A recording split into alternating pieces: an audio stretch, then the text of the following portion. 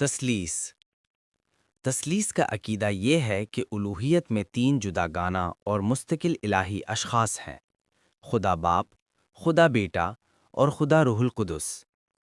اتھناسیائی عقیدہ کہتا ہے باپ ایک شخص ہے، بیٹا دوسرا شخص ہے اور روح القدس تیسرا شخص ہے، لیکن باپ، بیٹے اور روح القدس کی الوہیت ایک ہی ہے، جلال برابر ہے، عظمت ازلی ہے۔ باپ خدا ہے، بیٹا خدا ہے اور روح القدس خدا ہے، اور پھر بھی یہ تین خدا نہیں بلکہ ایک خدا ہے، کیونکہ جیسے ہمیں مسیحی حق کے تحت مجبور کیا جاتا ہے کہ ہر شخص کو بذات خود خدا اور رب مانے، اسی طرح ہمیں کیتھولک مذہب کے تحت اس بات سے روکا جاتا ہے کہ ہم تین خدا یا تین رب کہیں۔ یہ بات ظاہر طور پر خود تضاد ہے۔ یہ ایسے ہی ہے جیسے کہا جائے کہ ایک جمع ایک تین بھی ہے اور پھر بھی ایک ہی ہے۔ اگر تین الگ اور مستقل الہی اشخاص ہیں اور ہر ایک خدا ہے تو لازماً تین خدا ہونے چاہئیں۔ عیسائی کلیسا خود اس بات کو تسلیم کرتا ہے کہ تین الہی اشخاص کے عقیدے کو خدا کی وحدانیت کے ساتھ ہم آہنگ کرنا ممکن نہیں، اسی لیے وہ تثلیث کو ایک راز قرار دیتا ہے جس پر اندھا ایمان رکھنا ضروری ہے۔ ریورنڈ جے ایف ڈی گروٹ اپنی کتاب کیتھولک ٹیچنگ میں لکھتے ہیں کہ مقدس تثلیث سخت ترین معنوں میں ایک راز ہے، کیونکہ محض عقل کے ذریعے تثلیثی خدا کے وجود کو ثابت نہیں کیا جا سکتا۔ وہی ہی اسے سکھاتی ہے، اور وہی کے بعد بھی انسانی عقل کے لیے یہ سمجھنا ناممکن رہتا ہے کہ تین اشخاص کی ایک ہی الہی فطرت کیسے ہو سکتی ہے۔ حیرت انگیز طور پر خود حضرت عیسیٰ علیہ السلام نے کبھی تثلیث کا ذکر تک نہیں کیا۔ نہ انہیں خدا میں تین الہی اشخاص ہونے کا علم تھا اور نہ انہوں نے ایسا کوئی عقیدہ سکھایا۔ خدا کے بارے میں ان کا تصور پہلے اسرائیل کے انبیاء سے مختلف نہیں تھا، جو ہمیشہ خدا کی وحدانیت کی تعلیم دیتے رہے اور کبھی تثلیث نہیں سکھائی۔ حضرت عیسیٰ علیہ السلام نے محض انہی سابقہ انبیاء کی بات دہرائی، جب انہوں نے فرمایا، سب حکموں میں پہلا حکم یہ ہے، سن اے اسرائیل، خداوند ہمارا خدا ایک ہی خداوند ہے، اور تو خداوند اپنے خدا سے اپنے سارے دل، اپنی ساری جان، اپنی ساری عقل اور اپنی ساری قوت سے محبت رکھ۔ مرکس 12:29-30۔ وہ ایک ہی الہی ذات پر ایمان رکھتے تھے، جیسا کہ ان کے اس قول سے ظاہر ہے، خداوند اپنے خدا کو سجدہ کر اور اسی کی عبادت کر۔ متی 4:10۔ تثلیث کا عقیدہ حضرت عیسیٰ علیہ السلام کے تقریباً 300 سال بعد عیسائیوں نے وضع کیا۔ چاروں مستند اناجیل جو 70 سے 115 عیسوی کے درمیان لکھی گئیں، تثلیث کا کوئی ذکر نہیں کرتیں۔ حتیٰ کہ حضرت پولس جنہوں نے عیسائیت میں کئی بیرونی خیالات داخل کیے، وہ بھی تثلیثی خدا سے ناواقف تھے۔ نئی کیتھولک انسائکلوپیڈیا، جس پر سرکاری منظوری کی مہر لگی ہے، تسلیم کرتی ہے کہ ابتدائی عیسائی تثلیث سے ناواقف تھے، اور یہ عقیدہ 4 صدی کے آخری حصے میں تشکیل پایا۔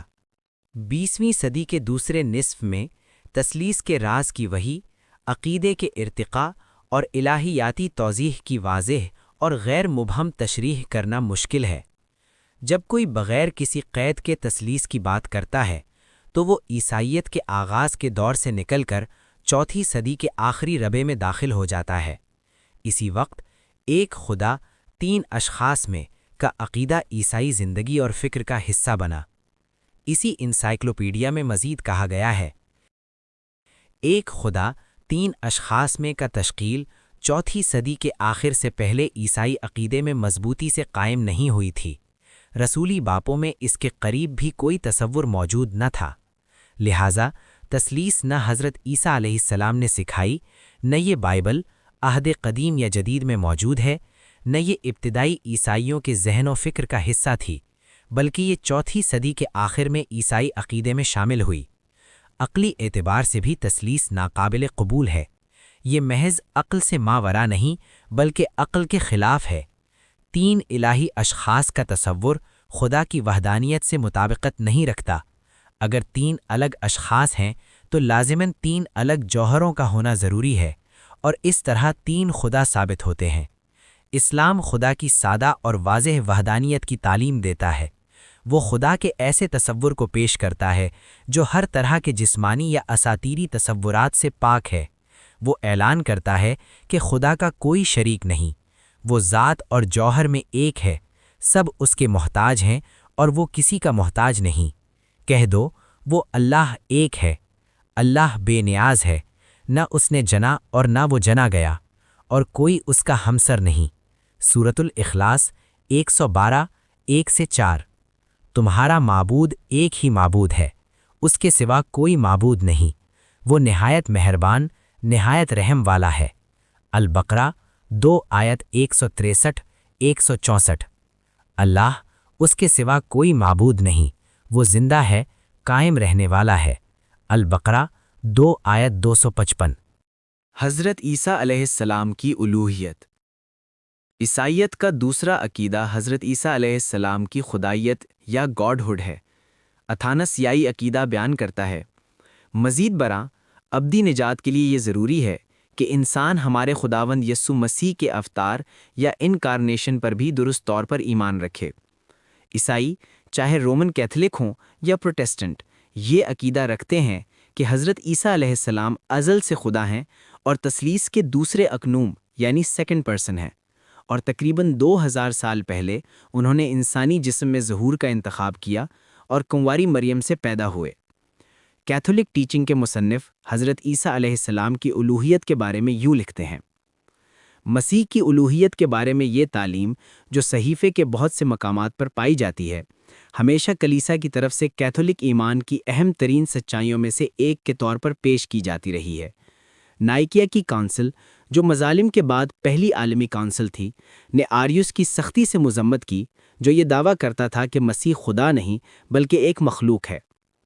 پروٹسٹنٹ مصنف دی ٹروتھ آف کرسچینٹی اس موضوع پر یوں اظہار کرتا ہے، بس یہ بات واضح ہے کہ ابن خدا کا یہ اظہار، یعنی یوحنا کے نزدیک اور غالباً دیگر نئے عہد نامے کے مصنفین کے نزدیک بھی جو اسے کثرت سے استعمال کرتے ہیں، اس بات کا مطلب تھا کہ مسیح حقیقی معنوں میں خدا تھا، خدا بیٹا، مکمل اور کامل ترین مفہوم میں۔ یہ عقیدہ بھی حضرت عیسیٰ علیہ السلام کے ان الفاظ سے ثابت نہیں ہوتا جو اناجیل میں درج ہیں۔ حقیقت یہ ہے کہ حضرت عیسیٰ علیہ السلام نے خدائیت یا الوہیت کے دعوے کی سختی سے نفی کی۔ ان کے اپنے الفاظ یہ ہیں، تو مجھے نیک کیوں کہتا ہے؟ کوئی نیک نہیں مگر ایک یعنی خدا۔ مرکس 10:18۔ انہوں نے خدا کو میرا باپ اور تمہارا باپ اور میرا خدا اور تمہارا خدا کہا۔ بائبل میں منقول حضرت عیسیٰ علیہ السلام کے یہ الفاظ ظاہر کرتے ہیں کہ خدا کے ساتھ ان کا تعلق ویسا ہی تھا جیسا کسی اور انسان کا، وہ خدا کی ایک مخلوق تھے۔ صلیب پر اپنی شدید تکلیف کے عالم میں حضرت عیسیٰ علیہ السلام پکار اٹھے، ایلوی ایلوی لما سبقتنی، یعنی اے میرے خدا تو نے مجھے کیوں چھوڑ دیا۔ مرکز 15:34۔ کیا کوئی تصور کر سکتا ہے کہ یہ الفاظ خود خدا کی زبان سے نکلیں؟ یہاں ہمیں ایک بے بس انسان کی فریاد نظر آتی ہے جو اپنی اذیت میں اپنے خالق اور رب کو پکار رہا ہے۔ خدا وہ ذات ہے جس کی ہم عبادت کرتے ہیں، وہ اعلیٰ ترین ہستی ہے جس کی طرف ہم اپنی دعائیں متوجہ کرتے ہیں۔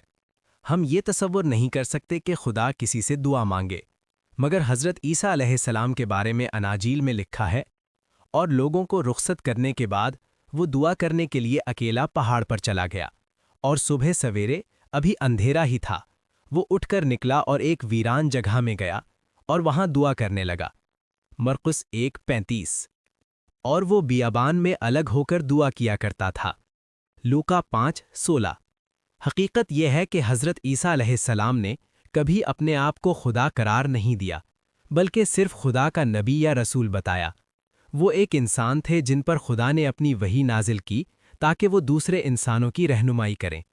ان کے اپنے الفاظ یہ ہیں، یسوع نے ان سے کہا، اگر تم ابراہیم کے فرزند ہوتے تو ابراہیم کے کام کرتے، مگر اب تم مجھے قتل کرنا چاہتے ہو، ایک ایسے انسان کو جس نے تم سے وہ سچ کہا جو میں نے خدا سے سنا۔ یوحنا 8:39-40۔ اور ہمیشہ کی زندگی یہ ہے کہ وہ تجھ کو یعنی واحد سچے خدا کو اور یسوع مسیح کو جسے تو نے بھیجا ہے جانے۔ یوحنا 17:3۔ حضرت عیسیٰ علیہ السلام کے یہ الفاظ 3 باتیں ثابت کرتے ہیں۔ اول، یہ کہ صرف ایک ہی الہی ذات ہے، اور حضرت عیسیٰ علیہ السلام تثلیث سے ناواقف تھے، یعنی تجھ کو یعنی واحد سچے خدا کو۔ دوم، یہ کہ حضرت عیسیٰ علیہ السلام نے خدائیت کا کوئی دعویٰ نہیں کیا، کیونکہ انہوں نے اپنے علاوہ ایک ہستی کو واحد خدا قرار دیا، یعنی تجھ کو۔ تیسرا، یہ کہ انہوں نے اپنے آپ کو صرف خدا کا بھیجا ہوا رسول بتایا، یسوع مسیح کو جسے تو نے بھیجا ہے۔ جس طرح تثلیث کا عقیدہ بعد میں پیدا ہوا، اسی طرح اوتار یا انکارنیشن کا عقیدہ بھی حضرت عیسیٰ علیہ السلام کے بہت بعد وجود میں آیا۔ در حقیقت ہم وہ مراحل دیکھ سکتے ہیں جن کے ذریعے حضرت عیسیٰ علیہ السلام کو بتدریج خدا بنایا گیا، کیوں میں انہیں خدا کا نبی اور محض ایک انسان سمجھا گیا۔ مرقس میں ان کی شخصیت کو نمایاں کرنے اور ان سے بہت سے معجزات منسوب کرنے کی کوشش کی گئی۔ پہلی اور دوسری صدی کی تحریروں میں انہیں ایک عظیم فرشتہ، تمام مخلوقات میں پہلوٹھا مگر پھر بھی مخلوق قرار دیا گیا، اور آخرکار تیسری اور چوتھی صدی کی تحریروں، خاص طور پر انجیل یوحنا کے دباچے میں انہیں خدا بنا دیا گیا۔ نیقیہ کے عقیدے 325 عیسوی میں ان عیسائیوں کے خلاف جو اب بھی حضرت عیسیٰ علیہ السلام کی خدائیت کے منکر تھے، یوں اعلان کیا گیا: میں ایک خداوند یسوع مسیح پر ایمان رکھتا ہوں، خدا کے اکلوتے بیٹے پر، جو تمام زمانوں سے پہلے باپ سے پیدا ہوا، خدا سے خدا، نور سے نور، سچا خدا سچے خدا سے پیدا کیا ہوا نہیں بلکہ باپ کے ہم جوہر ہے۔ عقل اس بات کو قبول نہیں کرتی کہ ایک ایسا انسان جو عورت سے پیدا ہوا، انسانی ضروریات، جہالت اور کمزوریوں سے دوچار رہا، اور جو بتدریج قد، قوت اور حکمت میں بڑھتا رہا، جیسا کہ تمام انسانوں کا حال ہوتا ہے، خدا ہو سکتا ہے۔ خدا پر انسانی حدود عائد کرنا اور اس کے انسانی جسم میں حلول کا عقیدہ خدا کے کمال کا انکار ہے۔ اوتار کا عقیدہ عیسائیت کے بہت سے دیگر تصورات کی طرح بت پرستانہ مذاہب سے لیا گیا۔ قبل از مسیح اساطیر میں ہمیں اکثر ایسے ہیرو ملتے ہیں جنہیں خدا مان لیا گیا۔ بھارت کے ہندو آج بھی اپنے قدیم ہیرو رام اور کرشن کو وشنو یعنی ہندو تثلیث کے دوسرے حقنوم کا اوتار مانتے ہیں۔ اسلام نے اوتار کے عقیدے کو رد کر کے اپنے ماننے والوں کو ان توہمات کی غلامی سے آزاد کیا۔ قرآن مجید حضرت عیسیٰ علیہ السلام کی خدائیت کو ان الفاظ میں رد کرتا ہے: وہ لوگ یقیناً کافر ہو گئے جنہوں نے کہا بے شک اللہ ہی مسیح ابن مریم ہے، حالانکہ مسیح نے خود کہا تھا: اے بنی اسرائیل، اللہ کی عبادت کرو جو میرا رب بھی ہے اور تمہارا رب بھی۔ المائدہ 5:72 آیت۔ بے شک اللہ کے نزدیک عیسیٰ کی مثال آدم کی سی ہے، اسے مٹی سے پیدا کیا پھر فرمایا ہو جا، پس وہ ہو گیا۔ آل عمران 3:59 آیت۔ اسلام کی مقدس کتاب کے مطابق حضرت عیسیٰ علیہ السلام اللہ کے نبی تھے، گناہ سے پاک، پاکیزہ اور نیک، لیکن ہر لحاظ سے انسان۔ اس نے کہا میں اللہ کا بندہ ہوں، اس نے مجھے کتاب دی اور مجھے نبی بنایا۔ مریم 19:30 آیت۔ اسلامی نقطہ نظر یہ ہے کہ تمام انبیاء انسان تھے جنہوں نے سچائی سے محبت اور بے گناہ زندگی کے ذریعے اس مقام کو پایا کہ اللہ نے انہیں اپنا پیغام رساں منتخب کیا۔ وہ اللہ کی مرضی کے اتنے تابع ہو گئے کہ ان کا ہر قول و فعل اسی کی مرضی کے مطابق ہوتا تھا۔ جو پیغام وہ لوگوں تک پہنچاتے تھے وہ ان کا اپنا نہیں بلکہ اللہ کا ہوتا تھا۔